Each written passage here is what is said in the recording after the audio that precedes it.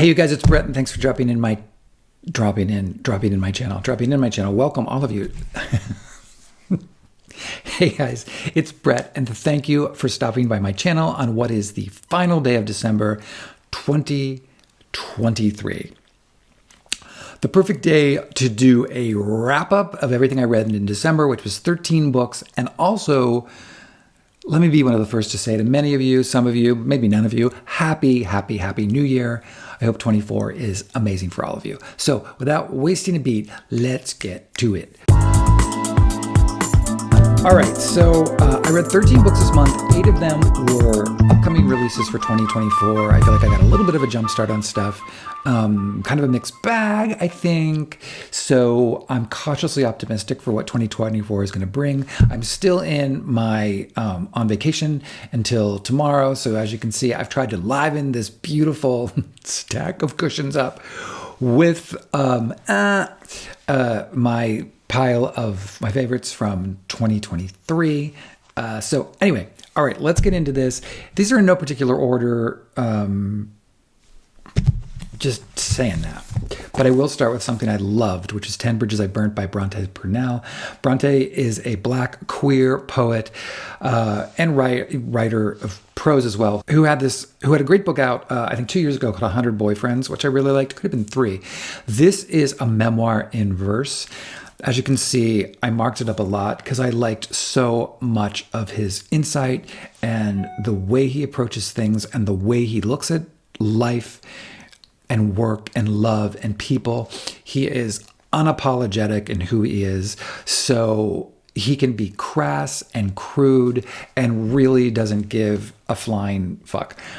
And I kind of love that. So this was a big win for me. It's also quite it's only about 125 pages. So it's like a 1 hour read. This comes out February 13th. And thank you to MCD FSG Books for this copy. All right, next is Tusk of Extinction by Ray Naylor. I've joked on this before about how short this book is. And unfortunately for me, that was kind of what didn't make the book really sing for me. I liked the idea of this book. I felt like I wanted it to be expanded. I wanted like a 250-page book that really explored this more, primarily just because I wanted to get into the characters more. And when it was so short, I really didn't care. I felt like I wanted the 7 more short stories that came with this book. And I kept thinking it would be a cool idea to have all of these different stories surrounding ecological things. But so this to me didn't completely hit it. Speaking of animals, Claire Fuller's The Memory of Animals. I really love this. I listened to this on audio and it worked for me big time. This is about a woman. It's set in London, that a pandemic breaks out and it begins to wipe out the human race. This young woman agrees to be part of a trial to try to find a vaccine for the virus. She's at a medical center. At the beginning of the book, she's been injected with the virus, and a week later basically comes to consciousness, and that she's gotten through it. But all of the doctors, everyone is gone except for, I believe there's 5 other characters who also were given the vaccine. I mean, the vaccine and the drug, and are there in this center with her. So, and they're in lockdown effectively because everything that's going on outdoors is basically the end, and most people are dead. So on top of that, there is one of the guys in this place who has this machine that when you're connected to it, it can bring you back into certain memories that you've had, which reminded me very much of this movie from the 80s called Dreamscape with Natalie Wood and Louise Fletcher. I think Louise Fletcher won an Oscar for it. It reminded me very much of that. But through those memories, we start to find out who this woman was before she went in here and why and what led to this. I loved this. You know, if I really examined it, I could probably pull apart some of this, not the least of which a machine that can make you go into your dreams, which is really cool. But it didn't matter. I loved it. I thought it was a great ride. And again, beautiful cover, but really enjoyed. Also, really enjoyed The Curse of Pietro Houdini by Derek B. Miller. And thank you to Avid Reader Press for this. This comes out January 16th. For any of you who liked Sarah Winman's Still Life, this feels very much in that vein in a lot of ways, in that it's about a young boy named Massimo. It's World War II. His parents are killed when the Americans come in and begin to bomb.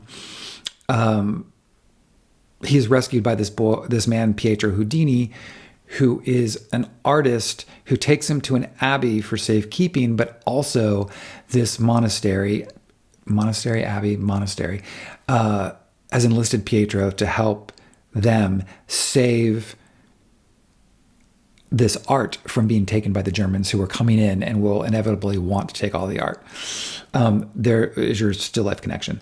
So, and it's what happens, and these characters in the monastery and who they come across, and the character of Massimo, who's telling the story, who the story focuses on, I should say, is really fascinating for reasons I don't want to give up. But it started a little slow for me, and I wasn't sure if I was going to really be into this, but I clicked in around 60 pages in and flew to the end. I think this would be an amazing streamer series, like a one-season series, but I really enjoyed this. So I'm interested to see what this does when it comes out, because I thought it was really good.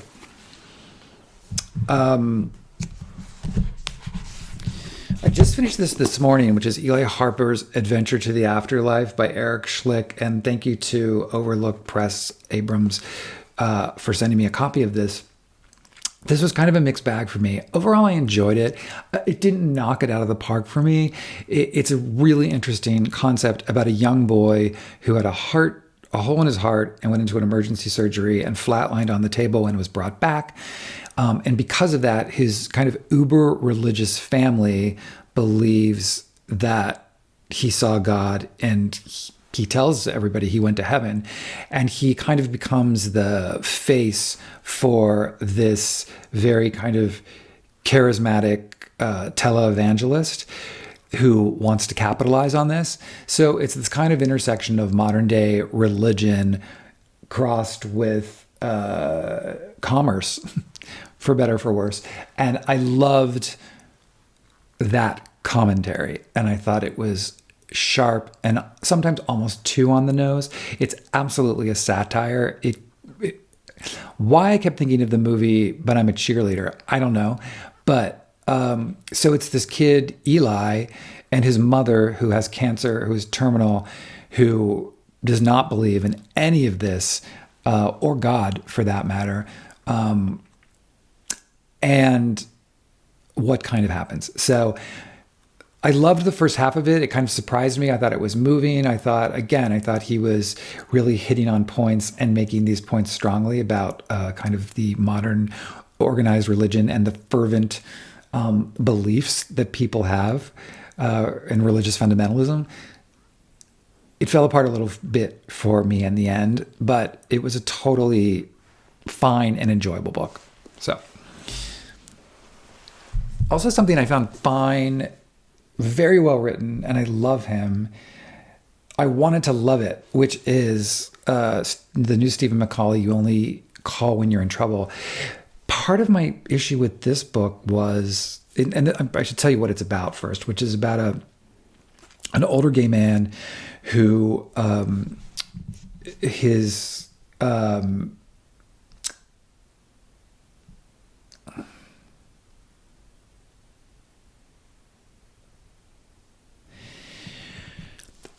older gay man who gets called one day because his niece, who he is very close to, a grown woman, is now being pulled into she's a teacher at a university, and she's being called she's being called out because of a scandal that she's involved in. So the narrative changes from his story to the niece to his sister, the niece's mother, and how it all kind of comes together.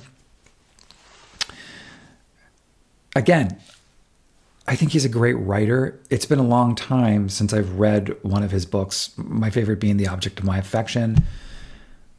but I don't know. I put the book down. I wasn't feeling like, and it could have been me. It could have been my place at when I was reading it, but I wasn't racing to pick it back up. I didn't really care. I was like, yes, technically, I think this is well done. There's a sense of character. I see a plot here. I kind of see where it's going, but I wasn't particularly moved by it. I thought, yeah, it's good.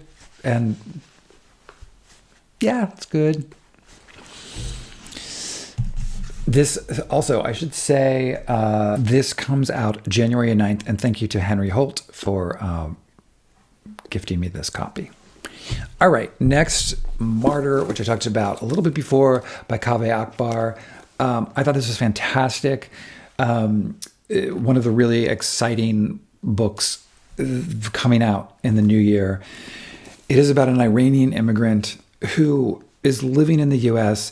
His mother died when he was very young. She was shot down in a passenger plane by an American missile, which was an actual incident that he's using that happened during the Reagan administration.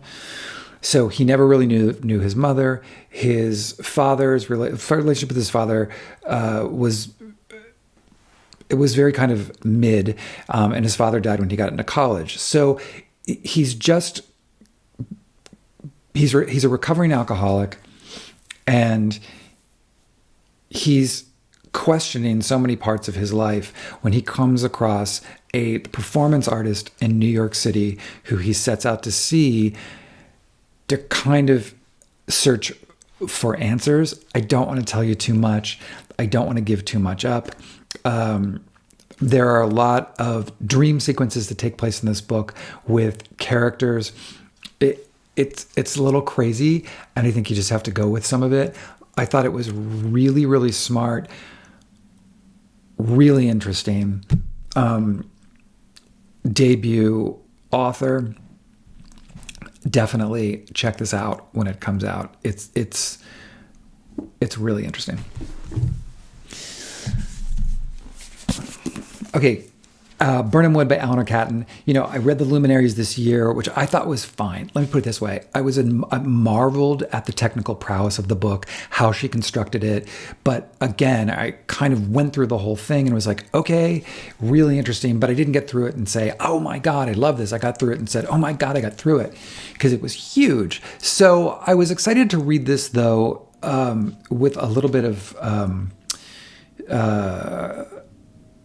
I don't know if the word is caution, because I sometimes get caught up in the FOMO of it all, and also of the shine that is put on authors of literary merit that I may not even like them, but sometimes I read them or feel like I have to read them because, I want to be a well-read individual and have an opinion about something. I know it's so stupid, but so I was a little bit of that with this. And I have to say, so glad I read this. Loved this so much. This was something that almost dropped into my top 20, and I would have probably if I would have read it earlier in the year.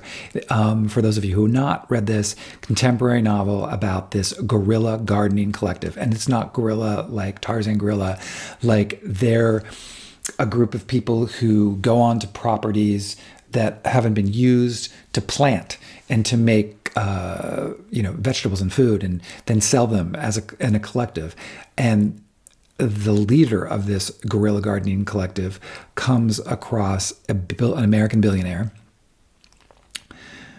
on the same land who is doing something of his own. And what happens? It's fantastic. It is so well crafted, such an incredible character piece. There's been so much talk about the ending, and it's truly a whopper of an ending. I don't want to say anything else. I'd love to know from those of you who have read it what you thought. And if you're looking for something that's really interesting, really thought-provoking, and also, just a page-turner, this is it. Okay, Little Monsters by Adrian Broder. I really enjoyed this. Did this on audio. Adrian Broder is the executive director of the Aspen Word Institute, which Aspen Words is one of my favorite book awards, and they're in process right now. The long list was announced a couple of weeks ago. But this is her book, and I really, really, really enjoyed this. It's set in Cape Cod about a family, two siblings and their father. The father is retiring, very kind of proud, waspy guy who is bipolar and going off his medication and about to have thrown for him a retirement party by his two kids, his son, who's a very successful businessman, but very jealous of his sister, who is an artist, and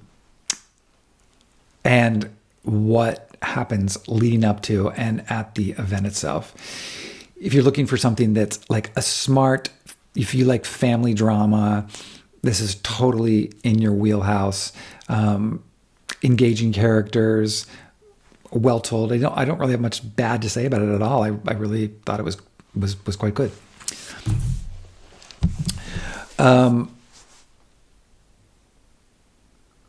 Only Say Good Things by Crystal Hefner. I had a moment where did I already talk about this? Surviving Playboy and Finding Myself. This is pretty much self-explanatory. Crystal Hefner was married to Hugh Hefner, the man behind the Playboy dynasty.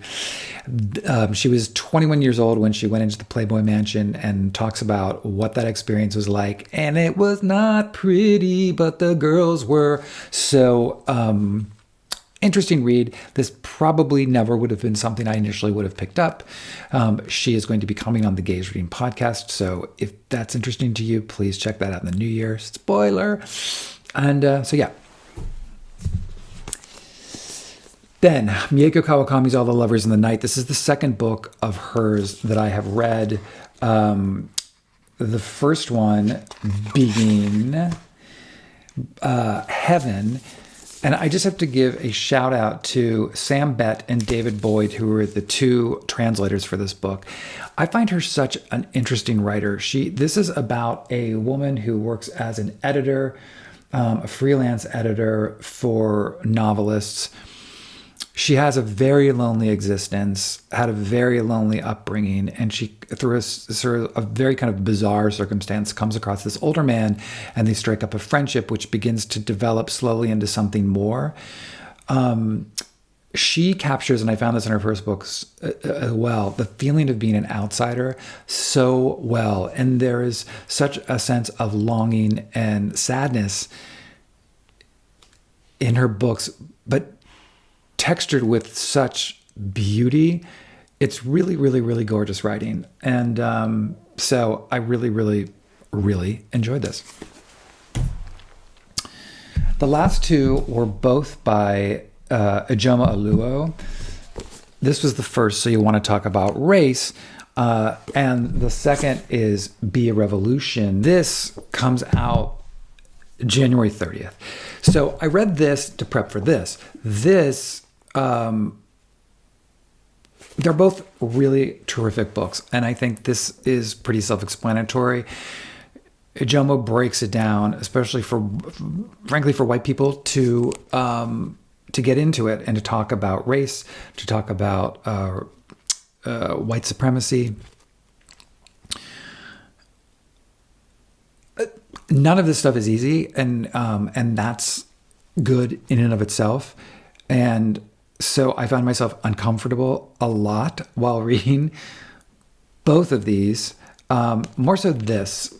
Be a Revolution is, going on the platform of you want to do something. You're aware of white supremacy. You're aware of inequality and how you can be an ally and what you can do to get involved. And what I really loved about this is she's coming at it from saying everyone has a place, everyone can be involved in some capacity. Not everybody is going to be able to march in a rally. There are other people who have financial means to be able to donate to certain places, to be able to give to organizations. So, and what she does in this is takes stories of people in the front lines and their stories and highlights them It's really, really fantastic. Both of them are, I would say, pick up both of them when this comes out January 30th. And So You Want to Talk About Races, certainly it's available now. I got my copy in Pango. So yeah. All right. So those were my 13 books for the month. I'll be back in a few days to talk about what I hope to achieve in January. So yeah. Again, Happy New Year to all of you. I hope you had a great holiday season. I hope 2024 will be profitable, will be healthy for you, and will also, of course, include many, many, many books. I will see you all soon. Thanks. Bye.